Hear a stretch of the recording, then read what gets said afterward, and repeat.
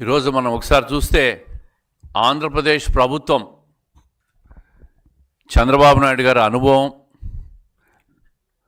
గౌరవ మంత్రి లోకేష్ గారి కృషితో ఆంధ్రప్రదేశ్కు పెట్టుబడుల వరద వస్తూ ఉంది ఈ 1.5 సంవత్సర కాలంలో. నిన్న దావోస్ పర్యటన చూసాం, నిన్న మొన్న 2 రోజులు. దాదాపు 1,00,000 కోట్ల పెట్టుబడులు ఒప్పందాలు కూడా జరిగినాయి.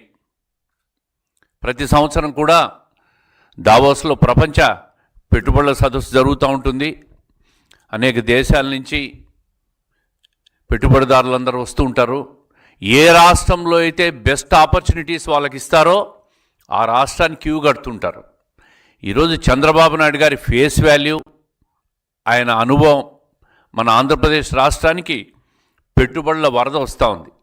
చూస్తూ ఉన్నాం, ఏ రాష్ట్రానికి కూడా ఈ భారతదేశంలో రానటువంటి విలువైన పెట్టుబడులన్నీ కూడా మనకు వస్తూ ఉన్నాయి. ఇది అంతా కూడా స్పీడ్ అప్ డూయింగ్ బిజినెస్ వల్లే ఈ రాష్ట్రం ముందుకు పోతా ఉందనే దానికి ఒక నిదర్శనం అని చెప్పచ్చు. అదే కాకుండా పారిశ్రామికవేత్తలకు ఒక ప్రోత్సాహం, ఒక నమ్మకం, ప్రభుత్వం మీద విశ్వాసంతో ఈ పెట్టుబడులన్నీ వస్తూ ఉన్నాయి. ఇవన్నీ చూస్తూ ఉంటే ఒకసారి ప్రతిపక్షాలను చూస్తే ఒకసారి జాలేస్తూ ఉంటుంది. ఏం మాట్లాడతారో తెలియదు. 5 సంవత్సరాలు పరిపాలన ఇస్తే 14 నుంచి 19 మధ్య వచ్చిన పెట్టుబడిదారులందరినీ కూడా తరిమేసినారు.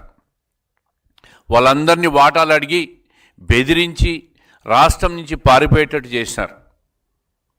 మరి ఈరోజు 24 నుంచి ఈ 26 మధ్య అంటే 20 నెలల పరిపాలనలో దాదాపుగా 20 లక్షల కోట్ల పెట్టుబడులన్నీ కూడా ఈరోజు ఆంధ్రప్రదేశ్ రాష్ట్రానికి వస్తూ ఉన్నాయి.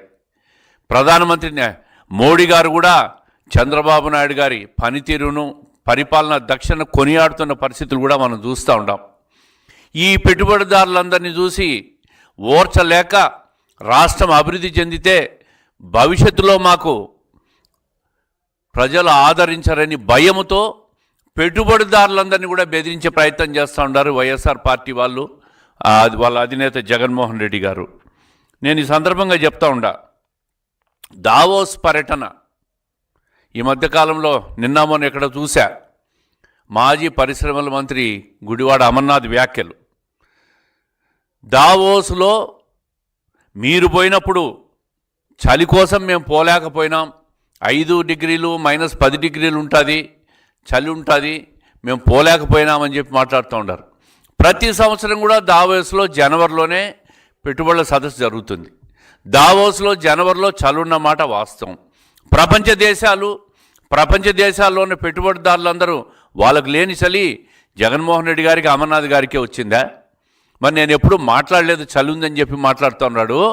ఆయన పరిశ్రమల మంత్రిగా ఉన్నప్పుడు స్పష్టంగా దావోస్లో 5 డిగ్రీల నుంచి 10 డిగ్రీల చలి ఉంటుంది కాబట్టి మేము పోలేదని మాట్లాడుతున్నాడు.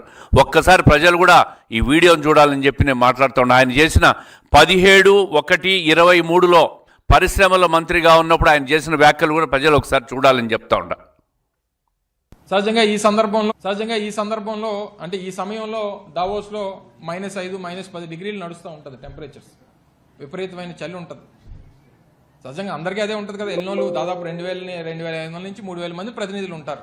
ఒక సందర్భంలో అయితే ఇప్పుడు మా ఫైనాన్స్ సెక్రటరీగా ఉన్నటువంటి రావత్ గారు అక్కడ ఆ స్నో ఉండే దాంట్లో కాలు జారి కాలు కూడా ఫ్రాక్చర్ అయ్యి దాదాపు 40-45 రోజులు అక్కడ ట్రీట్మెంట్ చేయించుకున్నారు. సాధారణంగా చలిలో ఉంటే ఎవరైనా స్నానం చేస్తామా? సరే, అవన్నీ చెప్తామండి బయటికి. మరి నిన్న ఏం వ్యాఖ్యలు చేశారు ఆయన, గుడివార అమర్నాథ్ గారు? నేను ఆ వ్యాఖ్యలు చేసింటే ఛాలెంజ్ అని మాట్లాడుతున్నాడు.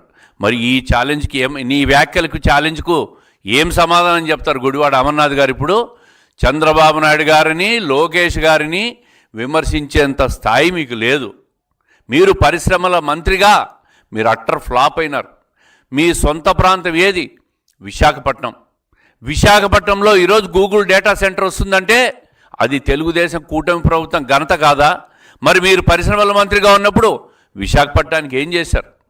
భూ ఆక్రమణలు, పెట్టుబడిదారులందరినీ బెదిరించి రియల్ ఎస్టేట్ వ్యాపారులందరినీ దళారులుగా మార్చి అక్కడున్న గతంలో 2019 నుంచి 24 మధ్య ఎన్నికైన ప్రజాప్రతినిధులు అందరూ, ఎమ్మెల్యేలు, ఎంపీలందరూ కూడా భూ కబ్జాలు చేసి ప్రజలను భయభ్రాంతులు గురి చేసి విశాఖపట్నాన్ని నాశనం చేసిన మీరు ఈరోజు విశాఖపట్నంలో జరుగుతున్న అభివృద్ధి చూసి ఓర్చలేక చంద్రబాబు నాయుడు గారి మీద, లోకేష్ గారి మీద వ్యాఖ్యలు చేస్తారు.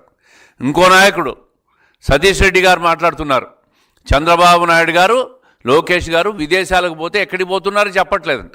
మీకు చెప్పిపోవాలా? వాళ్ళంతా ఎక్కడికి పోతున్నారో మీకు చెప్పి అడ్రస్లన్నీ చెప్పిపోవాలన్నా? రాష్ట్ర ప్రజలకు జవాబుదారి మేము. అంతేగాని ప్రతి వ్యక్తి కూడా ప్రశ్నించే స్థాయి చంద్రబాబు నాయుడు గారిని, లోకేష్ గారిని ప్రశ్నించే స్థాయి మీకు లేదు. ఒక్కసారి మీరు మీ స్థాయిని గుర్తించుకొని మాట్లాడాలి. ఈరోజు గత దావోస్ పర్యటనలో చూస్తే 2,36,000 కోట్లు వచ్చినాయి. 20 కంపెనీలు ఆంధ్రప్రదేశ్ రాష్ట్రానికి వస్తున్నాయి. మరి బ్రూక్ఫీల్డ్ లాంటి పెద్ద పెద్ద కంపెనీలన్నీ వస్తూ ఉన్నాయి. ఇవన్నీ చూసి మీరు ఓర్చలేక ఇష్టం వచ్చినట్లు మాట్లాడుతూ ఉన్నారు. మీ ఉనికి కోల్పోయినారు. ఇదే చెప్తున్నా, ఇదే చలి అంటున్నారు జగన్మోహన్ రెడ్డి గారు, అమర్నాథ్ గారు. మరి లండన్కి ఎందుకు పోతున్నారు? లండన్ పోయినప్పుడు చల్లేదా? మీ వ్యక్తిగత పర్యటనలకు పోతున్నారు. బెంగళూరుకు పోయి మీరు సొంత డబ్బులను పెట్టుబడులు పెడుతున్నారు. లండన్లో మీ సొంత డబ్బులు అక్రమార్చనంతా పెట్టుబడులు పెడుతున్నారు.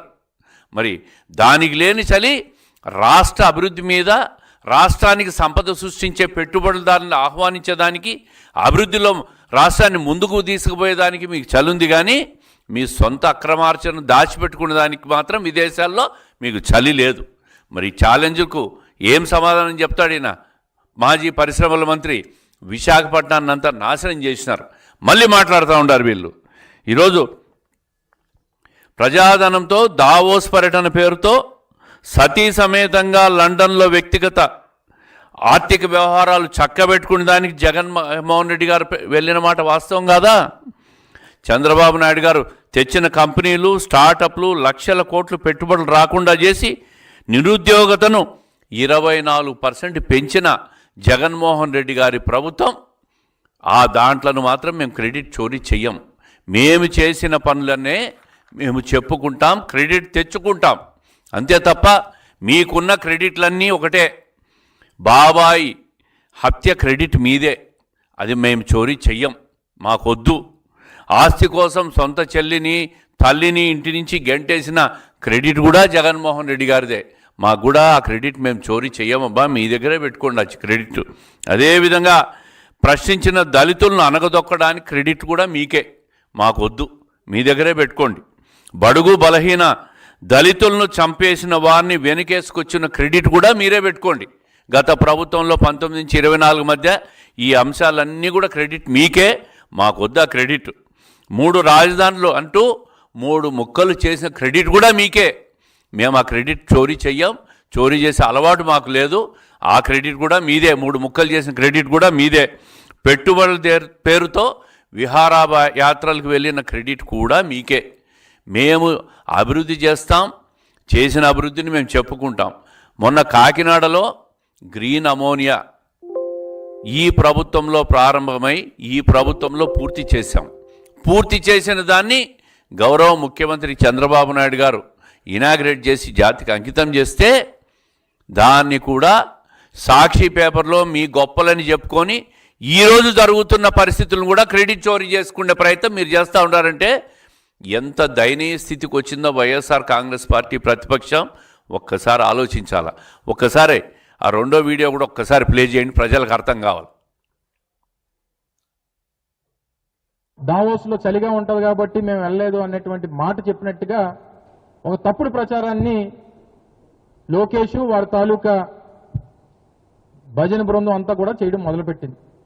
నేను ఈరోజు ఛాలెంజ్ చేస్తా ఉన్నా, లోకేష్ వస్తాడో లేకపోతే వాళ్ళకి మిత్ర బృందం వస్తుందో లేకపోతే వారు చెప్పినటువంటి వారు వస్తారో, నేను దావోస్ వెళ్ళినప్పుడు అక్కడ చలిగా ఉంటుంది కాబట్టి మేము వెళ్ళట్లేదు అనేటువంటి మాట ఎక్కడన్నా అని ఉంటే, ఎందుకంటే మీరందరూ ఆ రోజు ఉన్నారు, నేను నా పత్రికా సమావేశం ఇక్కడ ఉన్నటువంటి వారు చాలా మంది ఉన్నారు. ఎక్కడన్నా అనున్నట్టు చూపిస్తే నేను రాజకీయాల నుంచి మానేస్తాను. ఛాలెంజ్, నేను 40 సంవత్సరాల వయసు నాకు. మరి ఇప్పుడు అమర్నాథ్ గారు మీరు రాజకీయాలు మానేస్తారా?